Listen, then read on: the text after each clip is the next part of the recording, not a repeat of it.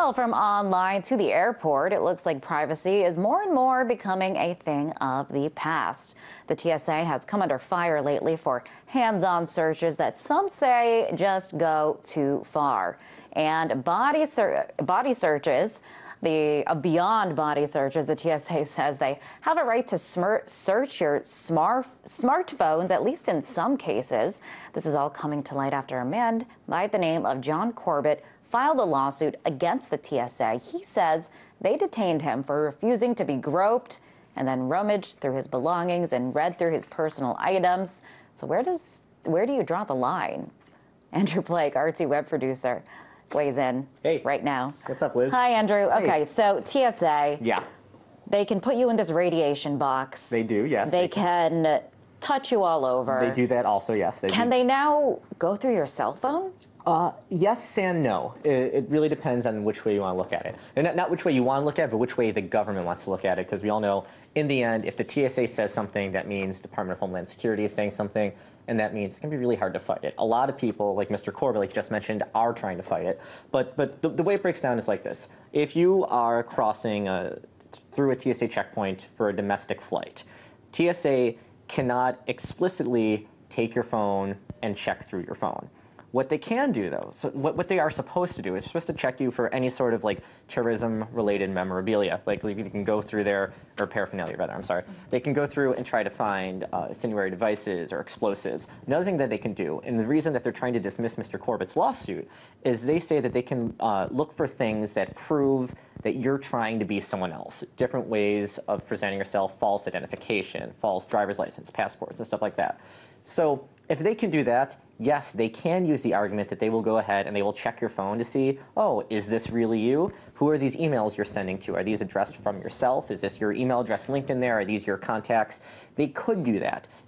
That's what's being brought up right now, the legality over that. Now, however, if you're flying in or out of the United States and you go through a checkpoint at a port of entry, not just the TSA, but the Department of Homeland Security, they can, and they will, take anything that you have, any sort of electronic device. They can take it without asking for your consent. The Fourth Amendment does not apply here.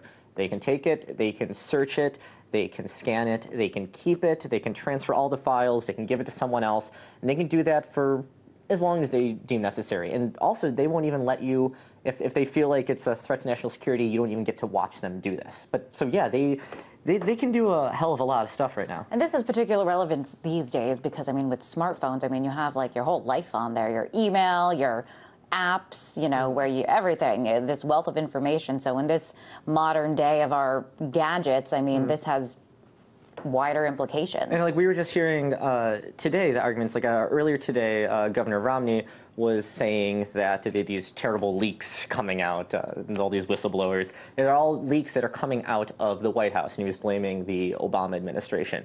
What's stopping someone from the executive branch of flying out, having their phone scanned, and then the TSA leaking out that information? Now, I'm not saying that's the case. That seems even far-fetched for me. However, it's entirely possible. Like, they can go through there, and they can take all of your stuff. There was actually, and a really serious part of this is that they don't need to have necessarily suspicion that you're doing anything wrong. There was a case that they started passing this 2009. They said that they don't need a suspicion to do this. 2010, Mr. David House of the Bradley Manning Support Network, he was flying back from Mexico, and he was stopped by the TSA. They let him go, crossed in, spoke with DHS, and the Department of Homeland Security said, hold on a second, we want to ask you some questions. They didn't ask him anything about terrorism or blowing up bombs and buildings and stuff like that. They wanted to know about the Bradley Manning Support Network, and they wanted to know about WikiLeaks. Nothing to do with, you know, what you would expect would endanger an entire airplane full of people.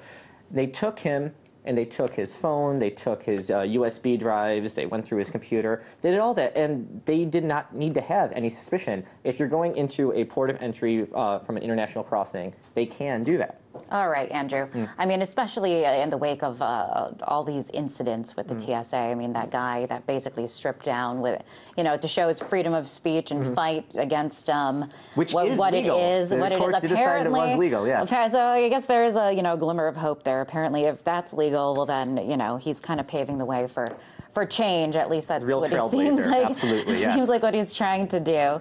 But I mean, for those that don't really want to go that route, I mean, where does it end? I mean, if you don't want to, strip down naked and in response and opposition, I mean, do you just comply and let these things stand back and happen, or where does it end? Oh, you can always just go take the bus. That's how I do most of my traveling. That's nothing more relaxing, just laying back. Does it really help if you want to travel across seas? No. But one thing that you should do, that a lot of people should do, if you're actually nervous about, not nervous, but if you're concerned about someone that you don't want going through your personal information, you can encrypt it. You can go and you can put a password. Every major operating system will let you encrypt the information you have on a computer or a phone. Just encrypt it. You aren't forced to give them a password. It doesn't mean you're not going to get your stuff back. Maybe, but it's a safe way of going about it. But I mean, really, the big thing here is I don't want to be banned from traveling. I love traveling. Yeah, I hear you. Yeah, especially on the bus. But so if it's always best to just play it safe.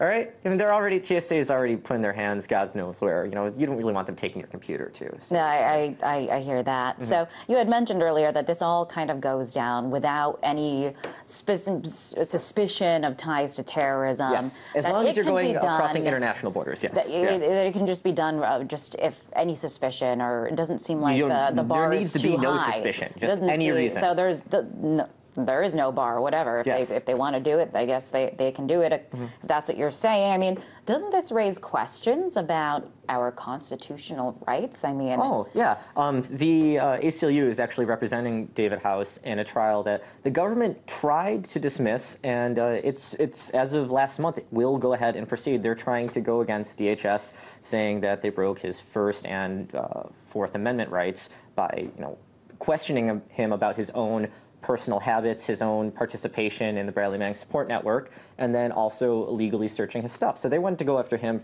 go after the DHS for the First and Fourth Amendment. But it's something that's going to keep progressing, and luckily there's been cases where they're starting to at least listen to people that are filing these complaints. One thing that is actually of relevance is the proposal that was passed in 2009 that allows them to search anything without suspicion. That is being up for review in August. So it's been 3 years now. Next month, lawmakers are going to go back over it and decide, does this stand? Does this work? What do we think about this?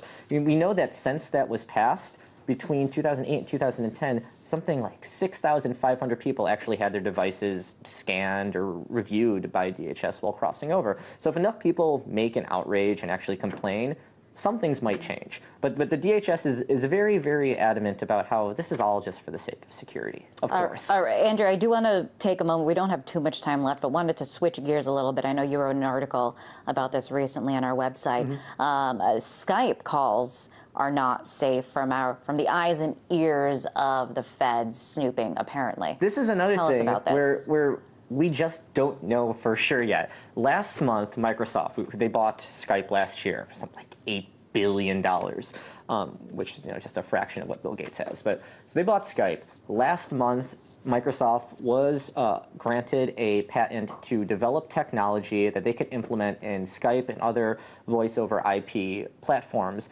that pretty much says we are going to install something that will let us record anything happening over Skype, not just taking their chat logs, but actual video, audio. They can take that and they can give it to law enforcement, and you don't ever have to know. It's completely silent, and they've received the rights to do this.